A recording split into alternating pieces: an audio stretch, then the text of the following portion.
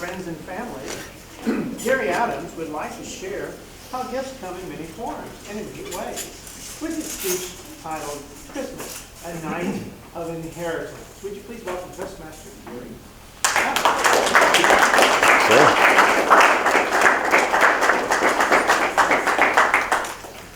Blessed are the meek, for they shall inherit the earth. Matthew 5:5. Good morning, Toastmasters and guests. Good morning. To be meek is to be humble, to be gentle, to be lowly. It is not to assert yourself over others to further your own agenda, but the meek trusting God to see how outcomes will work out and help them. One of my favorite stories when I was a kid for Christmas time was The Little Drummer Boy. I really enjoyed that story, and my favorite part about it was the message. You know, he didn't have any silver, he didn't have any gold. All he really had was his love for playing the drums, and all he really had to offer was himself. And baby Jesus smiled. A while later, I rewatched one of my favorite Christmas time movies, and it was one of the Twilight Zones, The Night of the Meek. For any of those who are wondering, season 2, episode 11. In this episode, Art Carney plays a drunken department store Santa, but he gets fired on Christmas Eve. When asked why was he drinking at work, his response, I of late weep. I weep for all of the children that won't have gifts. I weep for all of those who go without. I wish for one night, just one night, the meek would inherit the earth. That year, that scene really hit me. You see, when my daughter was very young, the business I worked for closed their doors, and I was out of a job. I, at the time, worked in the landscape equipment industry in a very specialized field, and finding a job like that that didn't require me to move out of the area ended up being impossible. I had many offers on the table. The problem was, if I would have moved, any chance of custody of my daughter, even visitation, would have been off of the table. Of course, at the same time, my ex was hitting me with legal fees and battles, I guess because she knew I didn't have a job. I ended up in tears when I got a job at Home Depot. It was a lot to stomach. I was making over $100,000 a year prior.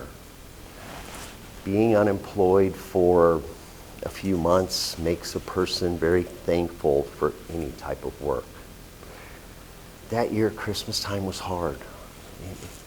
One of the employees that I worked with had a used dollhouse that I was able to buy from her for the $20 that I was able to scrounge up. On Christmas Eve, the store manager allowed me to buy this little display of little Christmas trees. It cost me the money I had for next week's lunch, but I was just so thankful to have anything to give to my daughter, especially from Santa. How do you explain to a child that because you're poor, Santa won't be coming?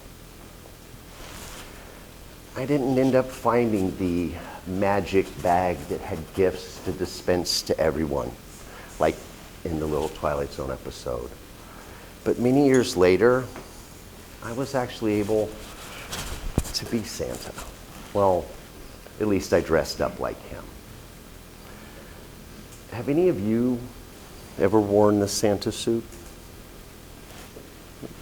There's a couple. Blake, I'm surprised. I was going to say I'm surprised. The first time I ever put on the suit was Christmas after COVID. There was a lot of things going on and a lot of holiday events canceled and a lot of celebrations weren't happening.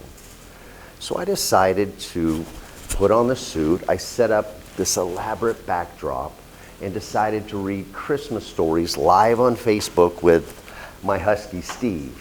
Hence, story time with Steve and Santa. Myself, like many people, it was a little tough that Christmas. You know, a lot of our businesses were closed down. It was a way that I could try to give back and try to bring some Christmas spirit to people that were stuck in their homes in any way that I could.